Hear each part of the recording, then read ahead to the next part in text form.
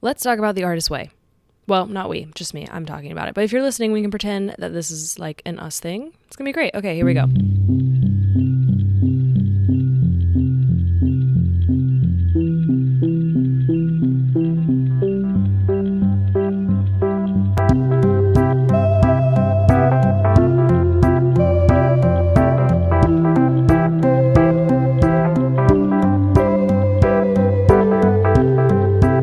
Once again, shout out to Noah Fenimore for the killer jingle jangle there. I love it so much.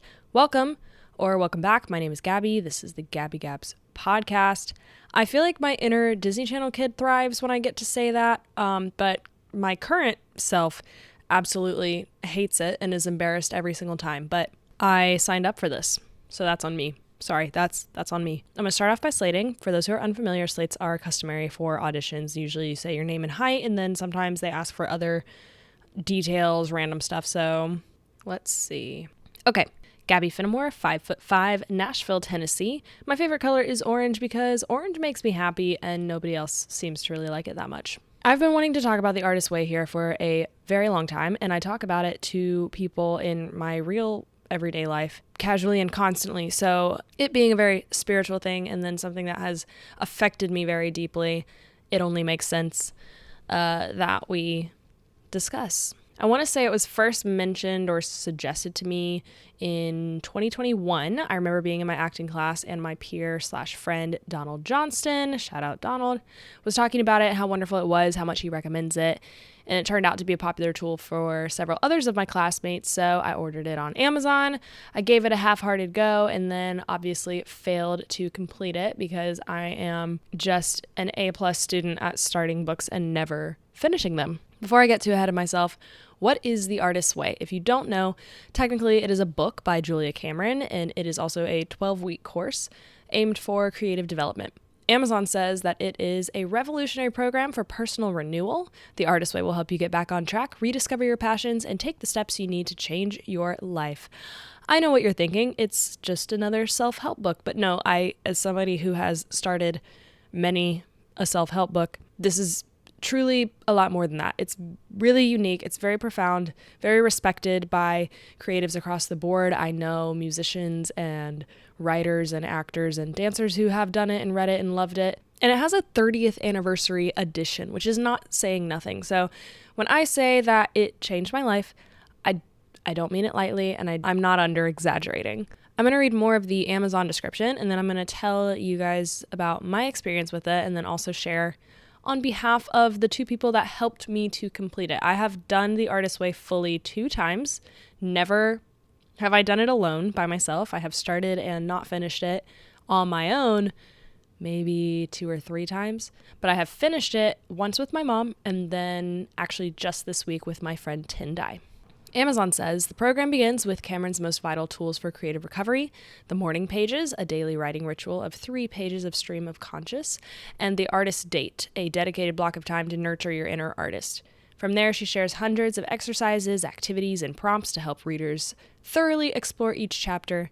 She also offers guidance on starting a creative cluster of fellow artists who will support you in your creative endeavors. So here's basically how it works, or this is the structure that's kind of suggested in the book, and then what I have sort of followed the times that I've done it. Like I said, it's 12 weeks long. It has taken me more than 12 weeks to do it, both of the times that I've completed it, just because life happens and there is always it's usually about halfway through, there's a week that I sort of quote fail at or just want to spend more time on. I think this past time it was week 6, me and my friend Tendai both were let's run that one back. And then I think the first time it was week 4, which is one of the hardest chapters. And so let's say if you wanted to start your week on Monday, what I would suggest, or I think what Julia Cameron suggests as well, you would want to do the reading for that week. So you would want to read chapter 1 on Sunday night. And if you were already in the midst of the program, you would also do your weekly check-in from the previous week first, and then you would read next week's chapter. And then Monday you would start doing the tasks for that week. But every day, no matter what, you are asked to write 3 pages of just whatever comes out of your brain every single morning for the duration of the program, and then you are actually encouraged to continue that past the program. And I'll go ahead and tell you, both my mom and Tendai both said they were resistant to the morning pages and now love them and want to continue them. So spoiler alert, it's a really awesome tool. It sounds overwhelming and you're probably thinking, nope, no way I'm going to get up and that's the first thing I'm going to do every day. And I'll be honest, some days even it hasn't been. And even yesterday, I woke up and scrolled on TikTok for like 2 hours. Don't tell anyone. Should I do ASMR? No, I'm not going to do that. Yeah, I did that and then I did my morning pages. But I will say the very first time that I finished it with my mom, I was really consistent about literally getting out of bed, going downstairs and writing my pages. If I could avoid even touching my phone before doing it, that was the best case scenario. It's really, really awesome. So when you start, you actually sign a little contract in the book committing to the morning pages every day, one artist date per week that you are encouraged to schedule and arrange and stick to, kind of like create a plan of how you want to spend time with yourself that week. And then you do a weekly check-in. It's usually a question of how many days did you do your morning pages? What did you do for your artist date? Or did you do your artist date? Did you experience any synchronicity, which I'd love to talk about more? And then just what were other significant things for your recovery. So the book is for people who feel like they've lost touch with their inner artist, who aren't maybe even sure if they are an artist. And what's funny is that when I started The Artist Way was also when I kind of stopped doing some of the churchy type things that I had been doing, such as Bible study, small group, church. These practices from this book have become really, really big parts of, I think, the transformation that I've seen in myself as a person and as an artist since being introduced in 2021. I completed it the first time in 2022 and then just completed it a second time in 2023. And you go into it, it's all referred to as creative recovery. So there's a lot of referring back to your past. There's a lot of analyzing you're encouraged to do about your current life, your current situation, areas of your life where you may feel stuck. A lot of list making and rapid fire question answering. And it is a very spiritual thing. She encourages readers to not be afraid to think about God. And if you're not a God person, as in a religious person, and even if you are, to think about God as even just good, orderly direction, and to not be afraid to subscribe to the idea that you are part of something. My favorite idea from this book is that creativity is God's gift to us, and being creative is our gift back to God. And I love that. I normally write out my episodes, especially when it's just me talking to myself, I guess, and I'm not actually interviewing or discussing with somebody. I usually write out what I'm gonna say. Like I think it through, I write a little essay and then I just read it. Sorry, just got a text and got wildly distracted. Anyways, I'm off book for this one, okay? So speaking of which, I'm actually going to grab my copy of The Artist's Way and I'm going to read you the titles of the chapters that are in the book so you get an idea of kind of what it is we're going through here. Okay, here we go. The contents of the book. At first, we go through the basic tools. This is before we even start chapter 1. And you know what? I guess I could read those to you as well. There's also the introduction is really wonderful. But let's talk about the basic principles, okay? Basic principle number 1. Creativity is the natural order of life. Life is energy, pure creative energy. Number 2. There is an underlying, indwelling creative force infusing all of life, including ourselves. Now, I highlighted a few of these as sort of like my favorites, or the ones that stick out to me the most. The first one that I kind of highlighted is number 3, which says, when we open ourselves up to creativity, we open ourselves to the Creator's creativity within us and our lives. Number 4, we are ourselves creations, and we, in turn, are meant to continue creativity by being creative ourselves. Number 5, I already mentioned, creativity is God's gift to us. Using our creativity is our gift back to God. Number 6, which I underlined, I didn't necessarily highlight it, but I did underline it. The refusal to be creative is self-will and is counter to our true nature. Number 7, when we open ourselves to exploring our creativity, we open ourselves to God, good, orderly direction. Number 8, which I highlighted, as we open our creative channel to the Creator, many gentle but powerful changes are to be expected. And actually the last 2 are highlighted. So number 9, it is safe to open ourselves up to greater and greater creativity. And number 10, our creative dreams and yearnings come from a oh my God, I can't read today. Our creative dreams and yearnings come from a divine source. As we move towards our dreams, we move toward our divinity. And I actually wrote a little note next to that in my book that says, God places dreams in our hearts. So all of those have been really helpful ideas to me. And I feel like they've allowed me, because I have felt like I needed permission, to let my beliefs be challenged, but not necessarily abandon believing in anything, which is really, really nice. It's comforting. It's been really helpful to have this guide to sort of follow and turn to. So those are the basic principles. We're asked to kind of refer back to them many times throughout the course. And yeah, so I feel like that kind of sets the tone of how there is a very spiritual nature to it, but a lot of it is really just sort of like exercises for creative play and other kind of tools, food for thought really, just as you navigate your life as well as your creative endeavors. Another thing that she talks about a lot is to recognize that we are blocked creatives. If you're reaching out to do this book, the chances are you have experienced some sort of creative blockage. I'm going to read you another little part from the basic principles chapter of the book. And it says, how do you know if you are creatively blocked? Well, jealousy is an excellent clue. Are there artists whom you resent? Do you tell yourself, oh, I could do that if only ... Do you tell yourself that if only you took your creative potential seriously, you might? Stop telling yourself it's too late. Stop waiting until you make enough money to do something you really love. Stop telling yourself it's just my ego whenever you yearn for a more creative life. Stop telling yourself that dreams don't matter, that they're only dreams and you should be more sensible.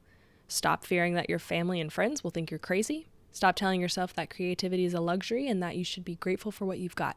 As you learn to recognize, nurture, and protect your inner artist, you will be able to move beyond pain and creative constriction. You will learn ways to recognize and resolve fear, remove emotional scar tissue, and strengthen your confidence. Damaging old ideas about creativity will be explored and discarded. Working with this book, you will experience an intensive, guided encounter with your own creativity, your private villains, champions, wishes, fears, dreams, hopes, and triumphs. The experience will make you excited, depressed, angry, afraid, joyous, hopeful, and ultimately more free. So yeah, that's actually a really good way to sum up what the experience is all about. The 12 chapters are as follows. Week 1 is recovering a sense of safety. We talk about core negative beliefs, affirmative weapons, and creative affirmations to use. Week 2 is recovering a sense of identity. We look at the idea of crazy makers and poisonous playmates. I love the whole crazy maker thing. I will talk more about that in a second. Week 3 is recovering a sense of power. This is our introduction to the idea of synchronicity. We talk about shame, dealing with criticism, detective work. It's a really, really great chapter. Week 4 is recovering a sense of integrity. In this one, we talk about buried dreams. And this is the week that asks us to practice reading deprivation, aka not doing any reading at all. This is a super challenging week. Week 5 is recovering a sense of possibility, talks about the virtue trap, forbidden joys, wish list is one of the exercises. This one kind of encourages us to really play a little bit, think about the things that we would do if we allowed ourselves to. Week 6 is recovering a sense of abundance. We talk about luxury. We practice counting, which is an exercise where you write down all of the money you spend all week long. That one's also really hard. Week 7, recovering a sense of connection, looking at perfectionism, jealousy, risk. Week 8 is recovering a sense of strength, looking at gain disguised as loss, early patternings, etc. We go back to the affirmations in this week. Week 9, recovering a sense of compassion. We talk about this idea of creative U-turns, sort of like when you're starting to make progress with something and then you kind of self-sabotage or give up or decide it's not worth it, etc., etc. Week 10, recovering a sense of self-protection, talking about workaholism. Week 11, recovering a sense of autonomy. We talk about acceptance, success. We're asked to build a little artist altar, like a little space or corner, or just little sanctuary on your windowsill or bedside table, collecting things that you like. It's kind of a sensory exercise. And then week 12 is recovering a sense of faith. We talk about trust, mystery, imagination, escape velocity. Yeah, and then you end the entire thing by signing another creativity contract that you're going to continue the work basically that you've started doing here. And that is pretty much it. So a couple of the big things or ideas that have really, really stuck with me. In week 1, we talk about core negative beliefs. And so she provides like a list of negative beliefs that you may have for yourself. And then we are encouraged to kind of counter them and come up with positive alternatives. I'm going to read you some of the ones that she provides for us. I can't be a successful, prolific, creative artist because everyone will hate me. I will hurt my friends and family. I will go crazy. I will abandon my friends and family. I can't spell. I don't have good enough ideas. It will upset my mother or my father. I will have to be alone. I will find out that I am gay if I'm straight. I'll be stuck straight if I'm gay. I'll do bad work and not know it, and I'll look like a fool. I'll feel too angry. I'll never have any real money, blah, blah, blah, blah, blah. And then she encourages us to recognize that negative beliefs are just beliefs. They're not facts. And the practice of kind of writing the positive alternative is something that I started implementing into my morning pages. And I have probably almost 20 notebooks filled from The Artist's Way. And many times I will just go on these absolutely negative, terrible rants about whatever it may be. A thing that I've noticed going back and looking at my pages is I'll spend about a page and a half talking shit about myself, basically. And then I'll round out the pages by sort of like reminding myself that not all of the things that I listed prior are necessarily true. She encourages us to believe that artists can be sober, sane, solvent, responsible, user-friendly, faithful, saved, happy, discovered, and recovered. She says in chapter 1, if being an artist seems too good to be true to you, you will devise a price tag for it that strikes you as unpayable, and then you will remain blocked. And I think that's super true. All right, the next idea that's really stuck with me is the concept of crazy makers in your life. In week 2 of the book, she says, crazy makers are those personalities that create storm centers. They're often charismatic, frequently charming, highly inventive, and powerfully persuasive. And for the creative person in their vicinity, they are enormously destructive. You know the type, charismatic but out of control, long on problems and short on solutions. Crazy makers are the kind of people who can take over your whole life. For fixer-uppers, they are irresistible, so much to change, so many distractions. And if you're involved with a crazy maker, you probably know it already, and you certainly recognize the thumbnail description in the paragraph above. Crazy makers like drama. If they can swing it, they're the star, and everyone around them functions as the supporting cast, picking up their cues, their entrances and exits. She says, a crazy maker breaks deals and destroys schedules. Crazy makers expect special treatment. They discount your reality. They spend your time and your money. They triangulate those they deal with, aka set people sort of against each other. They're expert blamers. They create dramas seldom where they belong. They hate schedules except for their own. They hate order, and they also will deny that they are crazy makers. I'm not what's making you crazy, your crazy maker may say when you point out a broken promise or a piece of sabotage. It's just that X, Y, and Z. And then she says, if crazy makers are that destructive, what are we doing being involved with them? The answer, to be brief but brutal, is that we are crazy ourselves and we are self-destructive. Really? Yes.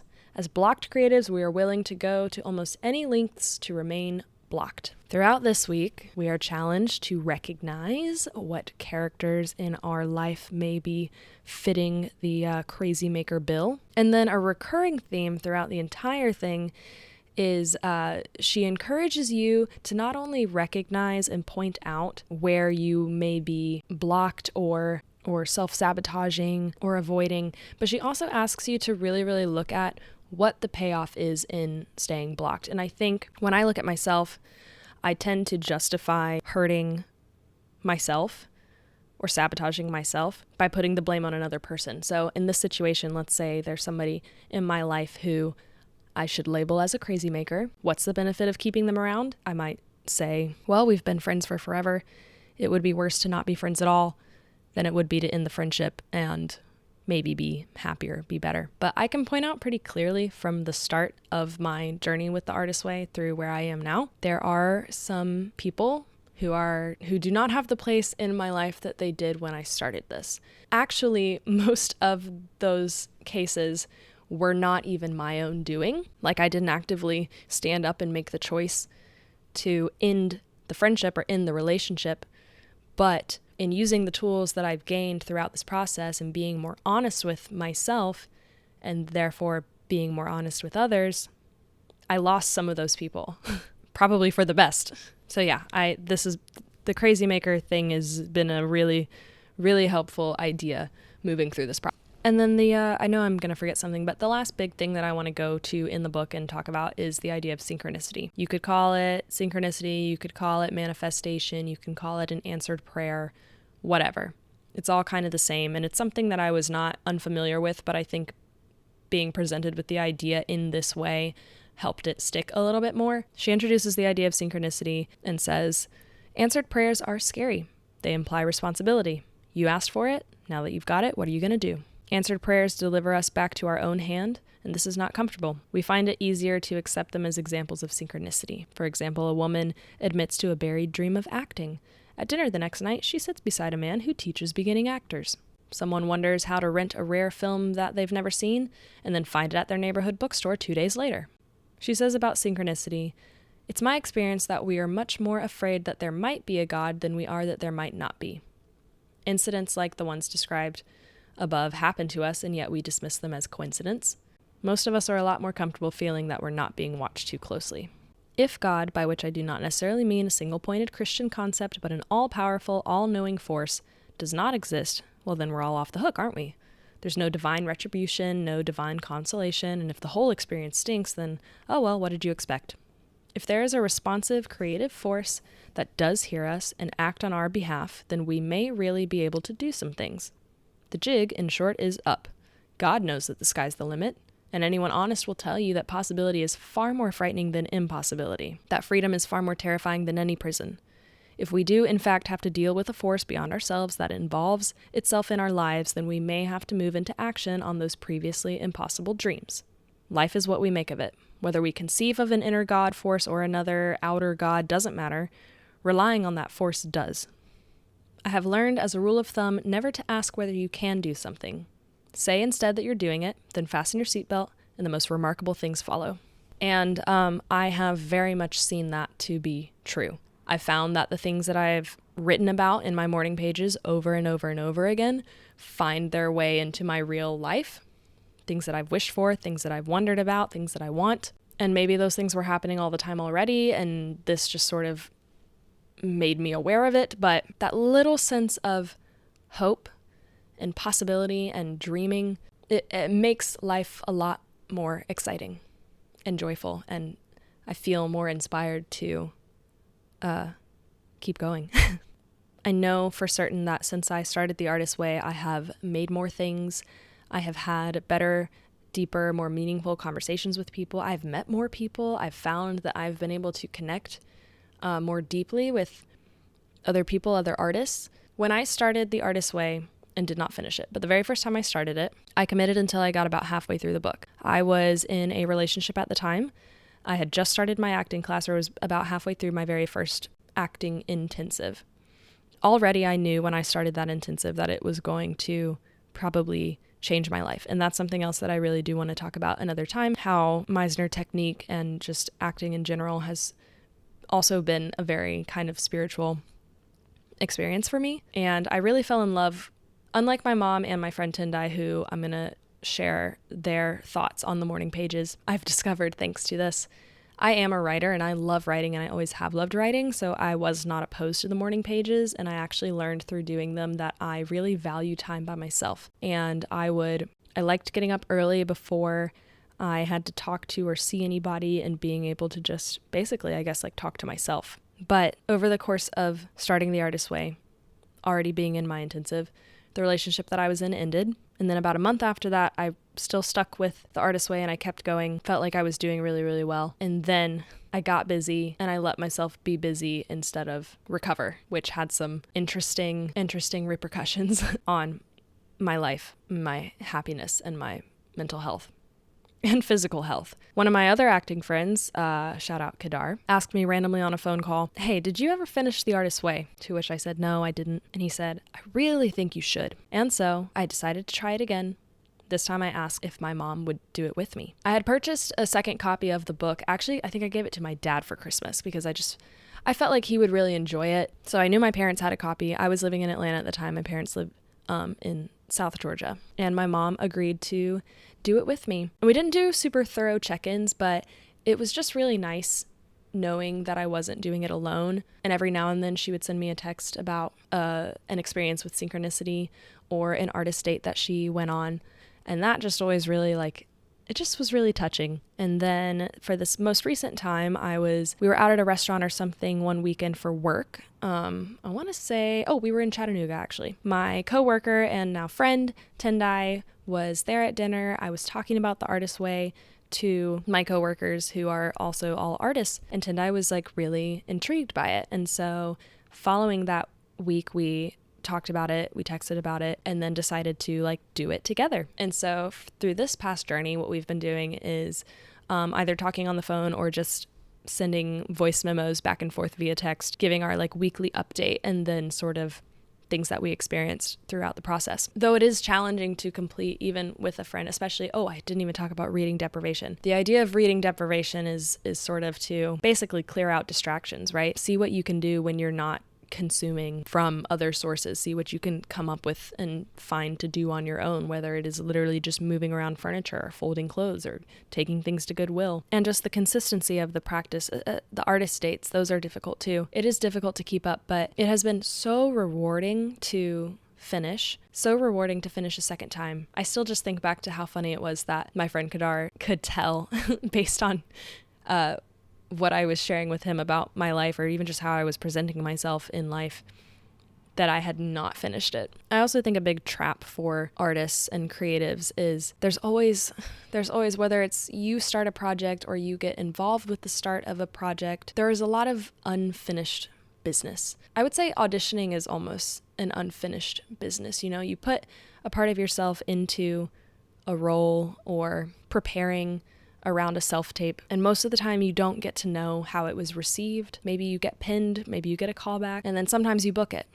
But a lot of the time you don't, and it becomes really exhausting to start things or feel like there's always something starting, there's always something on the horizon, there's always we might need people for this project, or I really want to start this thing, and a lot of times it just doesn't happen. So I also think it's really, really rewarding to start something, commit to it, and then complete it, and it's on your own time. There aren't really any stakes involved, it's just this deep sense of satisfaction that you've finished something, or that you've completed this part of it and now you get to kind of continue on with your life, because I guess the business of life and creativity is never really complete until you die. And then even then I sort of feel like your ideas live on past you. But anyways, that is a tangent. Before I share some, testimonies from my mom and then also my friend Tendai about their experience, I want to tell you a little bit more about the artist dates. So you commit to the morning pages every day, the weekly reading, your weekly check-in, and then you also commit to one artist date per week. She suggests this as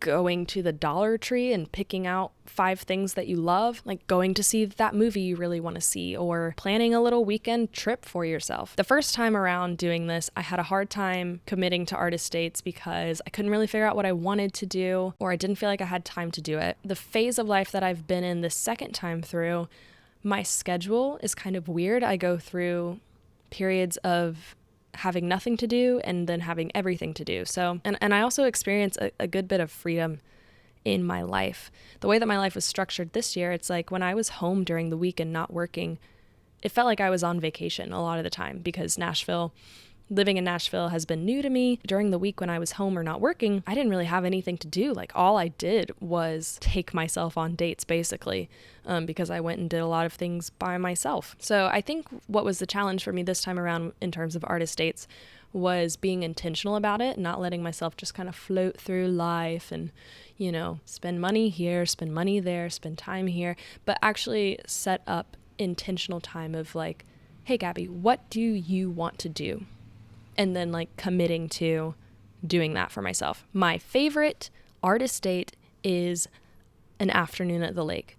And it took me this entire 12 or I guess 13 weeks this time around to actually go and buy myself a float so that I can float on the water while I'm at the lake instead of just like sitting out in the sun and baking, which I do enjoy too. But I would see people swim and I would just like not want to go like flop around by myself. And then I finally bought myself a $5 float, blew it up, and it was just such a nice little treat for myself. It brings me so much peace. I had no idea until I started The Artist Way how much I love water, how much I love being around water. And you could call it a coincidence, but I'm going to call it synchronicity or like God's will for me that when I moved to Nashville, there's a lake like 8 minutes from my house, which has just been like, I'm kind of like emotional thinking about it now. It's been like such a big blessing, truly. Not something that I asked for or knew that I would have when I moved here. And yeah, it's just really special.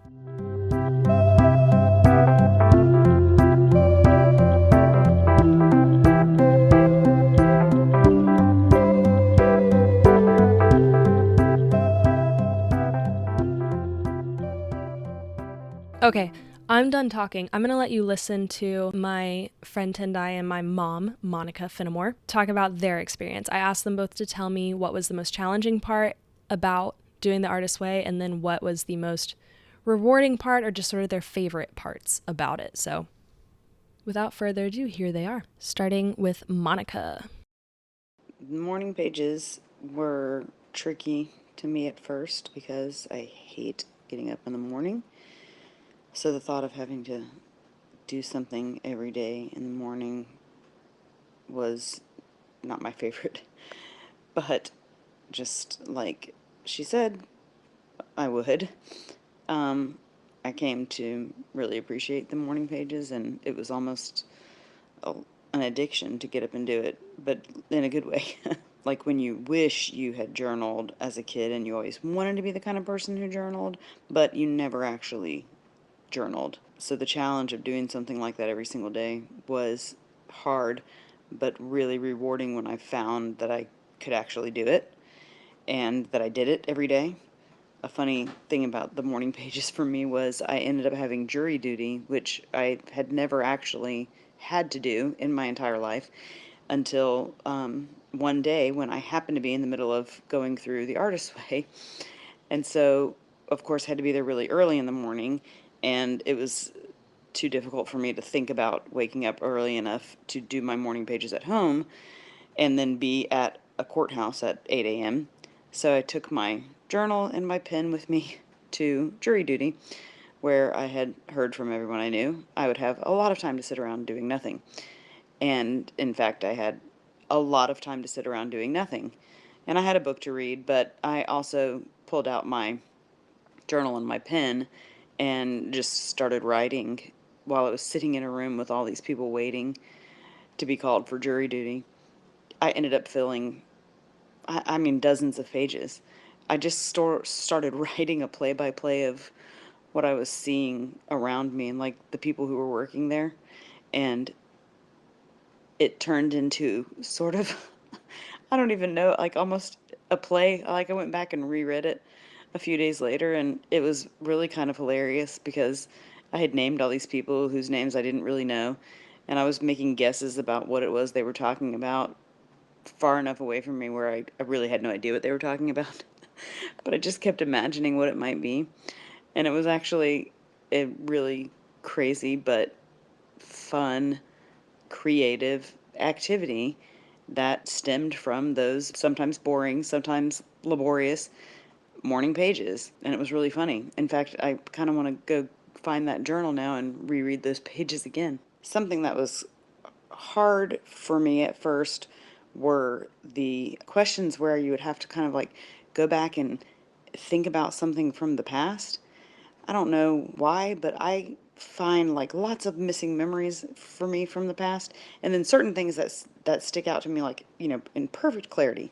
So sometimes it was really hard to stop and try to think about the things that she was asking in some of the exercises where you would list stuff. And then sometimes it felt good because I surprised myself by how much I did remember about something. I loved the artist dates. I'm an extrovert and I enjoy being around people, but I also find that the older I get, the more I really also crave time just by myself. And sometimes it's productive time, like I enjoy sewing and doing sort of crafting things, reading, that kind of thing. I like doing those things by myself. But I love going to thrift stores, and of course, I like buying stuff there. But I also found that sometimes just going to a thrift store was my artist date, and I would purposely try to make sure I didn't buy something and just used it as a time to just kind of treat the thrift store as a museum of sorts and just walk through and see what kinds of interesting things I could see, just like I was at a museum, but it was just my neighborhood thrift store with the same random junk as every thrift store. But once in a while, I would see something that maybe I had even seen there before, but see it in a really different way because of my intention behind seeing it. I don't know if that makes sense. And just to touch on my mom's testimony real quick, she didn't tell me about the thing of going to the thrift store. And that was another artist date that was like huge for me, was going thrifting. I found like this amazing thrift market like an hour outside of Nashville because that's what I decided to do for an artist date one time. And it ended up being like one of my favorite experiences ever. And I've gone back and I like have a relationship with the ladies that like own one of the shops there. So I think it's really funny that, and not coincidence at all, that my mom loves clothes, I love clothes, and I was like really inspired listening to her little voice message saying that she would go into it like going to a museum. Like, that's just so sweet. So cute. I can also speak to my mom's experience in that I remember vividly when she told me that she had been thinking about wanting a new piano, and then just like out of nowhere, like I think it was a school nearby or maybe the school she works at was like giving away a piano, had like, I can't remember if they were free or just like very, very affordable. And she almost got a new piano. And then I guess because there wasn't really room in our house for it, or one thing or another, you could call it a creative U-turn, maybe. She didn't end up doing it. But I just remember thinking like, what a crazy incidence of synchronicity. Like, I remember she was like kind of freaked out by it. So anyways, that's really cool. Okay, here is Tendai's testimony, if you will. My favorite part of the artist way. I think my favorite part gotta be the morning pages. I will stand by that till the day I die. Like, I think I'll be doing morning pages for the rest of my life, honestly. I didn't realize how much I really do bottle in, and like being able to just write 3 pages every day of literally whatever you want. It could be the same thing over and over and over again. Like, you write it until you get tired of seeing it. And I think that was my favorite part, because through that, I was able to really process a lot of emotions that I think I just kind of like bottled in and like threw in the back of my mind. And like, obviously, those emotions come out in other situations or other conflicts. And, I think the morning pages is a really nice way to just be able to talk to yourself and like process like how you're feeling without also invalidating yourself, because you could literally just like do whatever you want and write whatever you want. No one's going to read it except for you. And just being able to also like read my morning pages from where I started to where I was now, and like who I used to talk about, or who like what I used to talk about all the time, and like what emotions were really present then that aren't as present now. Like, just the journey in that like emotional, I think morning pages has really been my favorite part. I think the hardest part for my artist way journey, one, artist dates. Yeah, for the first couple of weeks, like I really kind of was slacking, like kind of like, like it's whatever. And then I kind of like got into a rhythm or a momentum, but it is really important to do nice things for yourself, because then you stop expecting that from other people. It just took me kind of a while to learn because I always was like, well, I have so much to do and like I didn't want to put time, but it's like your artist dates are what pours back into you. So yeah, that was the hardest thing for me. Okay, my biggest takeaway, I think it's really just being true to who you are. It's definitely easier said than done, especially like being in your young 20s and like am in my last year of college and I feel like I spent a lot of my first semester or like first couple of semesters just like being a people pleaser and conforming to the world around me because I wanted to fit in or be a part of something or I guess feel loved or like just feel a void or a need that like I needed instead of just like doing that within myself. And I think I had a lot of experiences that kind of showed me that. And I feel like reading this book, I've really just been trying to regain that love for myself, which I think really helped me be true to who I am and like stand firm in my decisions. So I'm really grateful for that. I feel like it's definitely a big takeaway. I think it's important because I feel like a lot of people, we grow up how our parents raised us or whatever and like we have that like that's our identity and like we struggle to figure out who we are. And I feel like this book has really helped me find like who I am, who I want to be, my biggest hopes. And so, yeah, be true to you because the original you is better than anything else. So, yeah. Not to repeat what Tendai said too much, but it has been so funny to watch her. I just remember one of her first sort of like voice memos to me when we started this was like, yeah, I mean, I do my morning pages every single day. Also, like, shout out to her for pretty much always doing them every single day. I had a hard time with that this time around. And I was just going back through all my journals and I realized there was one week where I did none of my morning pages except for one day. And it has... Another side note, it has such a visceral effect on me now when I miss a day. It's like I told my friend once, or my friend told me once when I was telling him about my experience with the morning pages, he was like, oh, it's like you've realized you need to take allergy medicine. And when you don't take your allergy medicine, you don't feel good. And I was like, yes, it literally is like that. I can tell a huge difference when I don't do my morning pages. But Tendai, total queen, did her pages every single day. But at the beginning of the experience, she was like, I don't really get it. I don't really have anything to say. I don't really have anything to write about. And so her journey with that is just, it's so cool to see. And I was like, I knew deep down, I was like, I know she's going to come around. She's going to come around eventually. And so to get to witness that, just like really, really cool. I feel like such a little evangelist, like talking about this. I am trying to sway. I genuinely, if you are a person who practices creativity already, if you're somebody who wants to and feels like you don't know how or you can't or you shouldn't or you're not allowed to, I just really recommend it. And then I especially recommend it to my friends who may also feel or who've been deconstructing their maybe as Christians or former Christians or wherever you're at. I just think it's a really, really awesome tool and a really cool framework. And I'm sure it's not for everybody, but most everybody I know who has experienced it would recommend it as well. So yeah, I just felt really inclined to share about it. The very last thing that I'm going to share is an exercise that we're asked to do. I don't remember what week it is.